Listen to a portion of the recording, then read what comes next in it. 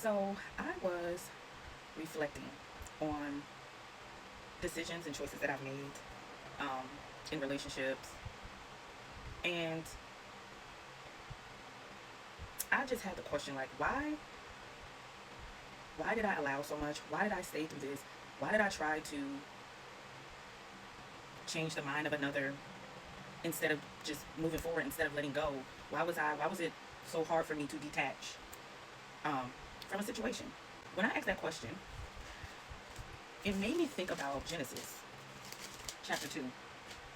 Now, Genesis chapter 1 was the first creation story, and that was God's creation story. The second chapter, this entity is labeled as Lord God, and Lord God is who or what created Adam and Eve. When Adam and Eve ate the fruit from the tree of knowledge of good and evil, Lord God was pissed, and Lord God put a spell on them. The spell for the woman said, "I will sharpen the pain of your pregnancy, and in pain you will give birth, and you will desire to control your husband, but he will rule over you." And I said, "Okay, Spirit,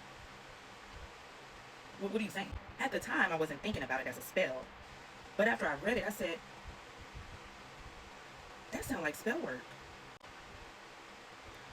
Men get to, from birth, men get to assume authority. They get to assume power. They get to assume leadership from birth. You're born a boy, you automatically have power. You automatically have authority. You're automatically taught that. They are automatically taught that. They have to prepare themselves to be the leader of a household, or just a leader, right? That's instilled in them.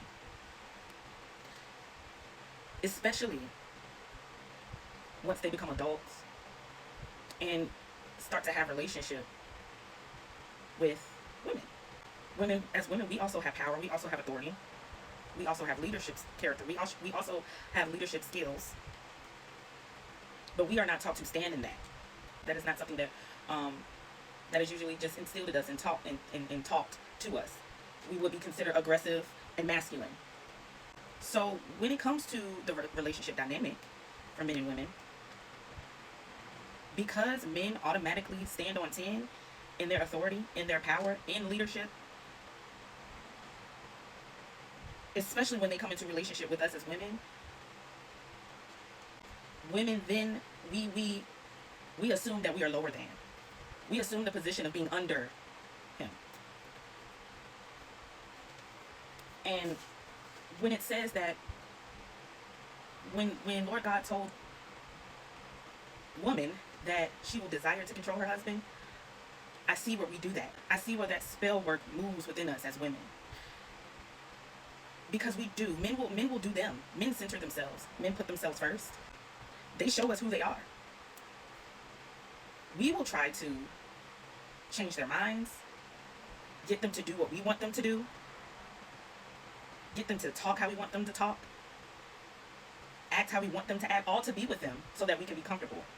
Instead of us deciding to let go and move around if this ain't the type of dude that we want, or type of relationship dynamic that we want to align with, we will try to manipulate the situation. We will try to manipulate him.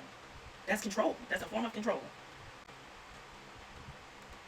I just found that very interesting. Then when it says, and he will rule over you, he will rule over you. Yeah, he will, because he already gets to assume the power and the authority and the leader role. We already assume that we already assume position that we are under him. When it comes to men and women relationship dynamic, that's how it is. And I just find that really interesting. That is clear as day in here. And question, is breaking the spell not centering them?